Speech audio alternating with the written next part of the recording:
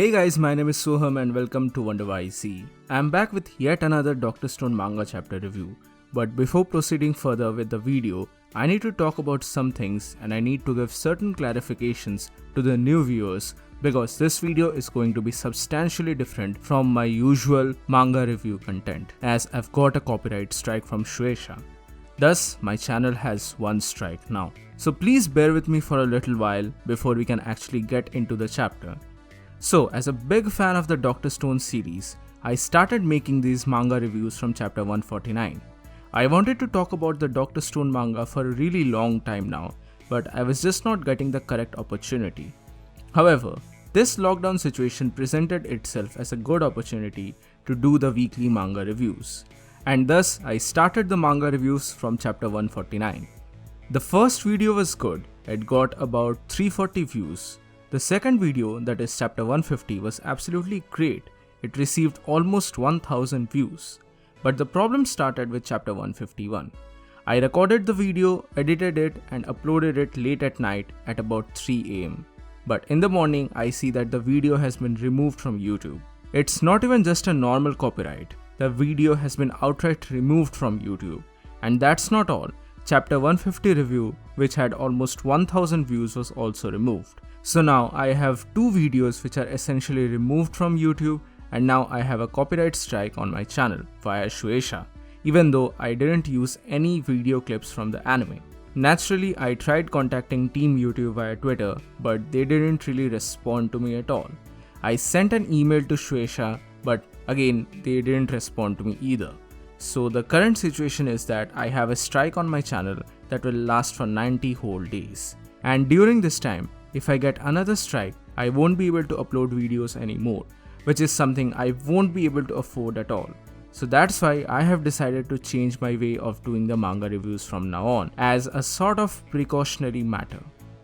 I already don't use anime clips like other YouTubers do in their reviews out of fear of getting copyright strikes. So from now on, I'm not going to use any sort of manga screenshots anymore.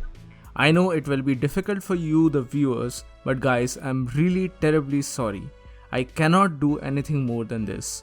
My hands are essentially tied. So please pardon me for the bland looking reviews from now on. Please just try to focus on my not so great voice. I am really sorry.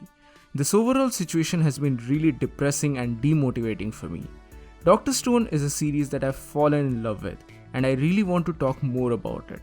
But this is the only plausible way for me to move forward. Either way, I have rambled on for a really long time now, so thank you so much for staying with me. Now let's proceed to the actual chapter. Let's talk about chapter 152, Doctor vs. Doctor.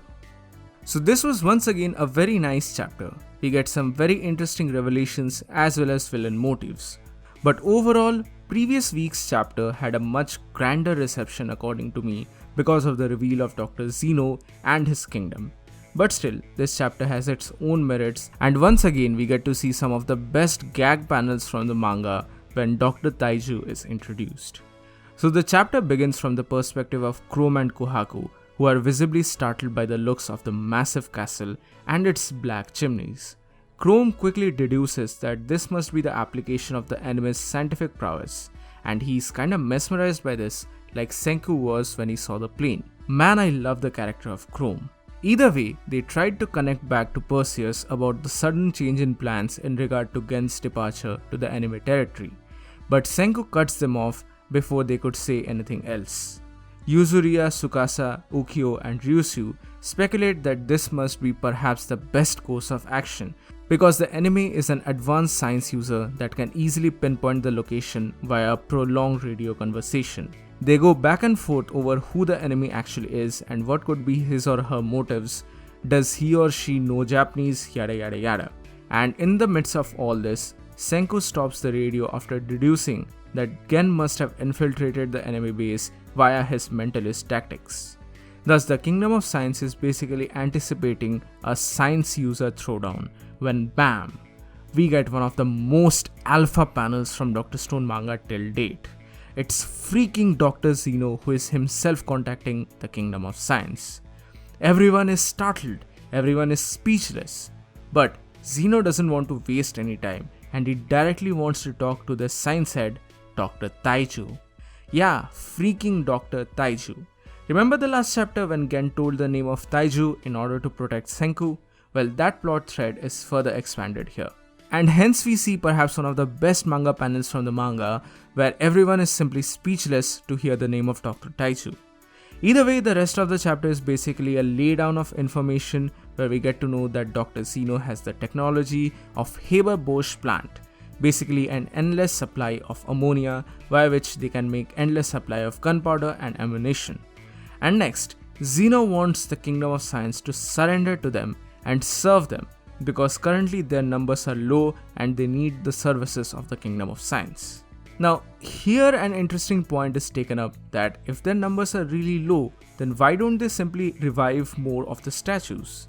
Senku thus deduces that they must not exactly know about the properties of the revival fluid or how it actually works. Also, there seems to be some sort of confusion here, or at least I was confused in this particular bit. I didn't exactly understand the context of Dr. Xeno here, or at least what he meant to say, that the strong-willed individuals who remained unconscious through the petrification were revived via a dash of nitric acid. If he knows all this, then how is he not aware of the revival fluid? Maybe this is a translation issue and some other translation provides a better insight to this. But either way, what we learn here is that the rival kingdom doesn't know about the properties of the revival fluid, and hence this is the chance of the Kingdom of Science. If they get hold of the factory and the corn, then that means unlimited revival fluid, and that's their only trump card, so to speak. But either way, this sort of negotiation breaks up when Dr. Taiju says that he will never get the revival fluid from the Kingdom of Science. Just then, a noise outside is heard, and lo and behold, it's another plane that is aiming at them. Tsukasa suggests that they are not likely going to attempt yet another low altitude maneuver, but still this is a very grave situation. But that's when Senku brings out his quote-unquote trump card, the plane that they salvaged from the last chapter, and in order to make it fly, they'll build a runway on the Perseus with the help of Kaseki, and that's basically the end of the chapter. This was quite a decent chapter, maybe not as great as the last one, but still it had its shining moments. And we are overall progressing at a very fast rate. Very soon the Kingdom of Science is likely going to acquire the factories, they already have a plane, and they're building a portable runway now. So the dream of going to moon doesn't really look far-fetched now, even though it's really going to take a long time. I'm really excited to know what the WhyZ does next and how this arc eventually ends. So that's it for today guys, thank you so much for watching. Mention your thoughts and your theories in the comment section below. Thank you so much for watching and thank you so much for supporting the channel. Give this video a thumbs up if you liked it, subscribe to the channel for more. We are trying to hit 3000 subscribers as soon as possible, so please subscribe and hit the bell notification. So this is WhyZ and I'll see you soon in the next video.